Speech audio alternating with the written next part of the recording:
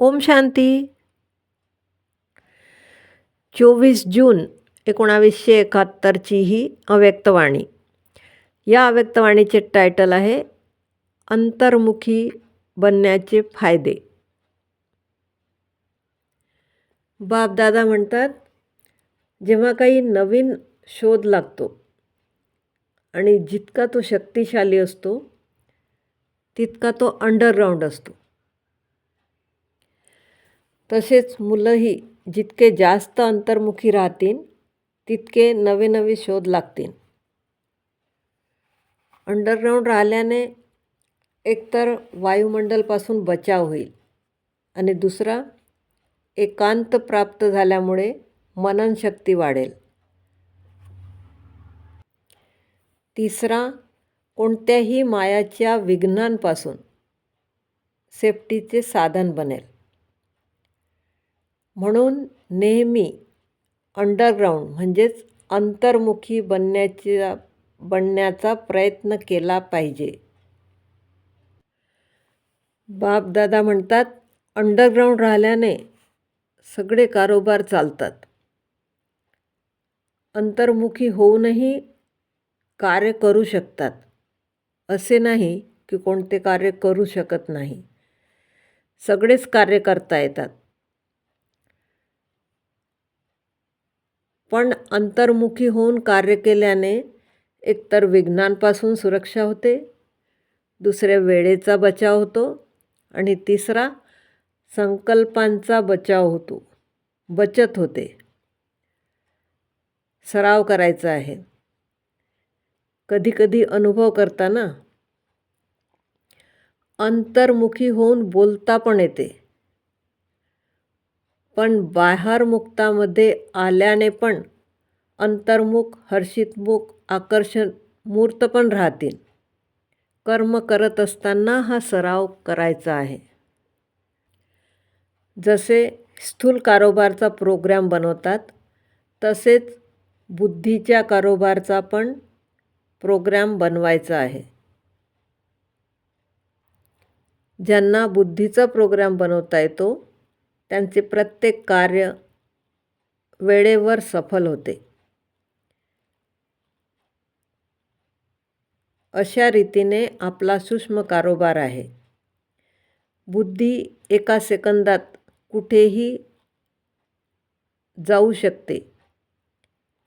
कार्याचा पण खूप विस्तार आहे. जेव्हा प्रोग्राम सेट करता तेव्हा वेळेची बचत आणि सफलता जास्त होईल.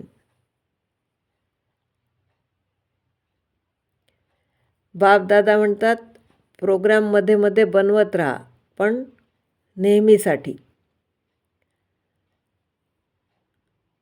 जसे स्थूल कारोबार सेट करण्याचे अभ्यासी झाले तसाच याचाही सराव होईल.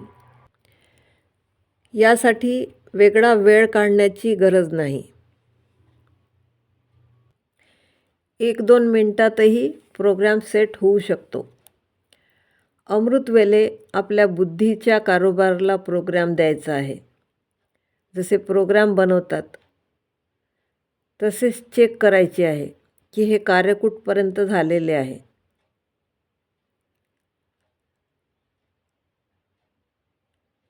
जसे मोठे कलियुगातील लोक पण आपल्या प्रोग्राम बनवल्याशिवाय कुठे जात नाही.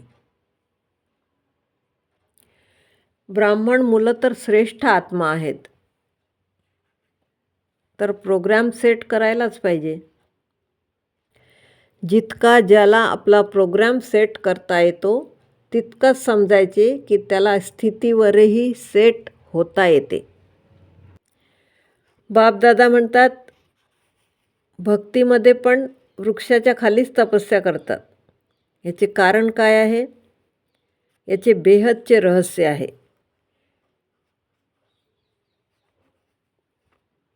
ब्राह्मण मुलं पण वृक्षाच्या खालीच जडमध्ये आहेत. चित्र जे काही ज्ञानासकट बनलेले आहेत त्याचेच यादगार भक्ती मार्गामध्ये चालतात. तपस्वी तपस्या करत आहेत वृक्षाच्या खाली बसतात. वृक्षाच्या खाली बसल्याने आपोआपच वृक्षाचे सारे ज्ञान बुद्धीमध्ये येते. वृक्षाच्या खाली बसले तर इच्छा नसतानाही फळ, फूल, पानं इत्यादीकडे अटेन्शन जाते. जेव्हा कल्पवृक्षाच्या खाली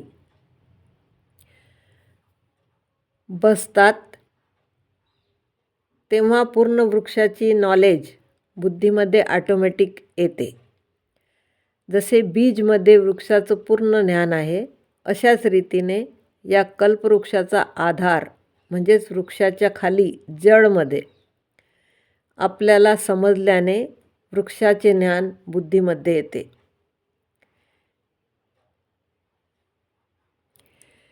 याचीच यादगार भक्तिमार्गामध्ये स्थूल वृक्षाच्या खाली बसून तपस्या करतात.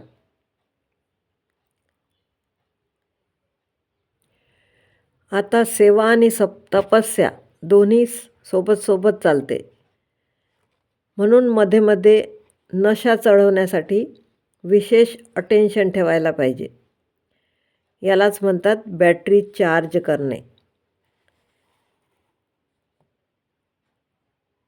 असा अनुभव करायचा की खरंच वृक्ष इमर्ज रूपात आहे आणि मी साक्षी होऊन या वृक्षाला पाहत आहे. हा नशा खूप आनंद देईल, शक्ती देईल. म्हणून वृक्षपती आणि वृक्षाचे गायन खूप आहे. अशा वेगवेगळ्या प्रकारची सेवा करत असतानाही तपस्येचे बळ स्वतःमध्ये भरत राहीन. यामुळे तपस्या आणि सेवा दोन्ही कंबाईंड आणि एकसाथ राहतील. असे नाही की सेवेमध्ये आले तर तपस्या विसरले. नाही, दोन्ही सोबत करायचे आहे.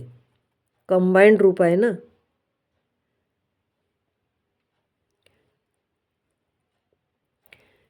ओम शांती.